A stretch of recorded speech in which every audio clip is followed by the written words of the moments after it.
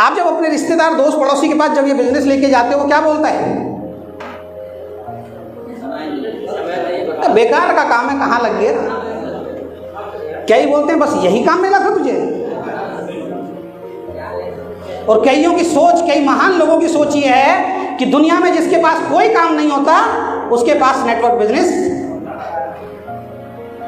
और जब एक पढ़ा लिखा इंसान जो थोड़ा बहुत पढ़ लिख जाता है, अच्छी खासी नौकरी कर रहा होता है, 20, 30, 40, 50 हजार में, उसको ऐसा लगता है मैं मार्केट में शहंशाह हूं।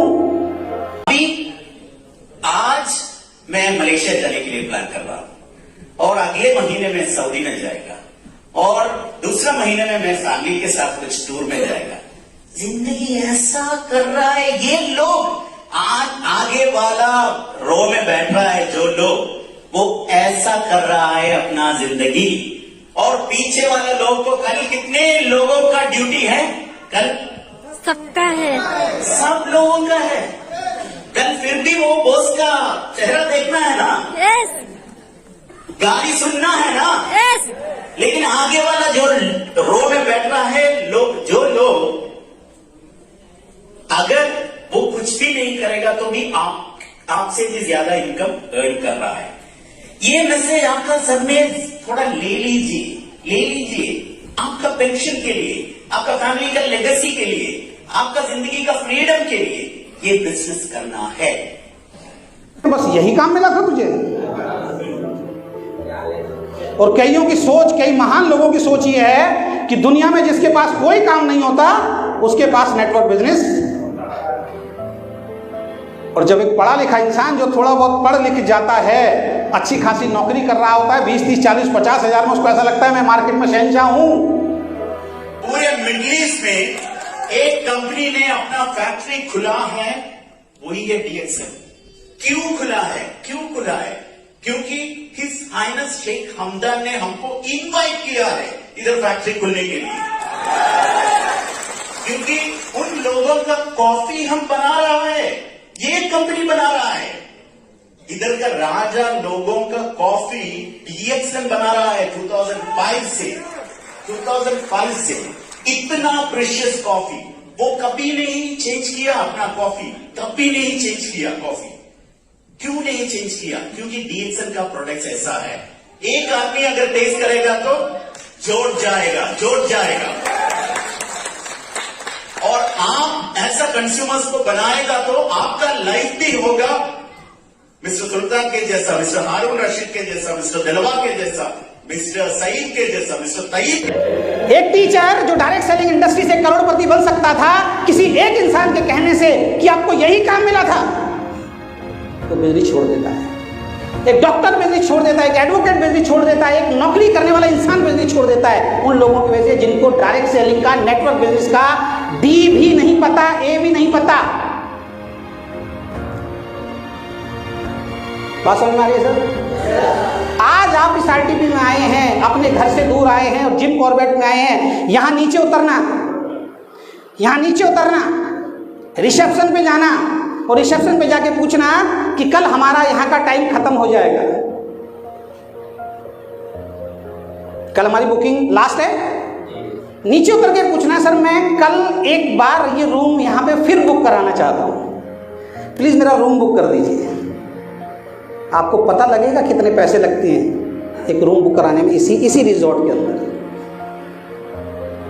हमारी भी हैसियत नहीं थी, हमारी भी औकात नहीं थी, कभी होटलों में मतलब ही नहीं। मेरी वाइफ से पूछो, आज भी ध्यान है जब मेरी एनिवर्सरी, जब मेरी शादी हुई थी और शादी में जब हनीमून मनाने की बात आई थी, और उस हनीमून में भी इतना टाइट शेड्यूल था, जितना पैसा लेके गए थे दिल्ली से शिमला, और शिमला जाने के बाद मैं और मेरा दोस्त गए थे, उसकी फरवरी में शादी हुई थी, मेरी मार्च में शादी हुई थी। मैं डिजाइनिंग का काम किया करता था और सुनते किसी की नहीं थे, हम सुनते थे हम राजा हैं, हमें जरूरत नहीं है किसी की भी। तो उसने बोला तेरे साथ जब तू जाएगा तो एक मेजोरिटी हो जाएगी, दोनों ही साथ चलेंगे। मैंने कहा ठीक है। 10 मार्च को मेरी शादी हुई और हम दोनों मिलके अपने हनीमून पे गए। तो मार्केट में जो हम काम करते थे अपनी पार्टी से कुछ एडवांस लिया, कुछ पैसे मेरे पास थे, कुछ पैसे जो इसको मुंह दिखाई मिली थी, कुछ पैसे जो इसके घर से मुझे तिलक पे मिले थे, वो सारे इकट्ठे करके तो हमारा हनीमून बना था। सबसे दिल्ली आने के ट्रेन तक के पैसे सब हमारे बजट में लग गए थे। मेरे भी 500 रुपये बचे थे और मेरी जेब में भी 500 बचे थे कि दिल्ली उतर के 500 में वो अपने घर लोनी चला जाए और मैं अपने घर दिल्ली नजफगढ़ चला जाऊँ। बात समझ में आ रही है सर? आज आपके सामने वही अजय शर्मा खड़ा है जो अपनी कंपनी शुरू की, आप लोगों ने मेहनत किया और आज यहाँ पे 81 लोगों को इस रिजॉर्ट में लेके आया है। क्योंकि जब मैं मीटिंग में बैठता था हमने तो सर ऐसे पेड प्रोग्राम देखे हैं, 500, 6,000, 3,000 रुपए के पेड प्रोग्राम हम लोगों ने अटेंड किए। पैसे दे के हम लोग इस तरीके के 2 दिन के RTP के अंदर आते थे, लेकिन वहां बैठ के एक ही दिमाग में चीज आती थी कि बड़ा सोचना है, एक दिन मेरा भी आएगा, मेरे भी ट्रेनिंग प्रोग्राम होंगे, मेरे भी सेमिनार होंगे और मेरी टीम के बहुत सारे लोग आएंगे और उनके लिए हम ऑर्गेनाइज करेंगे उस प्रोग्राम। आज हो रहा है। आज हमारे रिश्तेदार, हमारे दोस्त, हमारे पड़ोसी जो हमारा उस वक्त मजाक उड़ाते थे, भले ही आज वो हमारे बिजनेस में साथ नहीं आए सर, एक काम बंद हो गया, उनके मुंह पे ताला लग गया, मजाक उड़ाना उन्होंने बंद कर दिया। उन्होंने एक बात मान ली है कि इस इंसान ने जो बोला था उसको उसने करके दिखाया।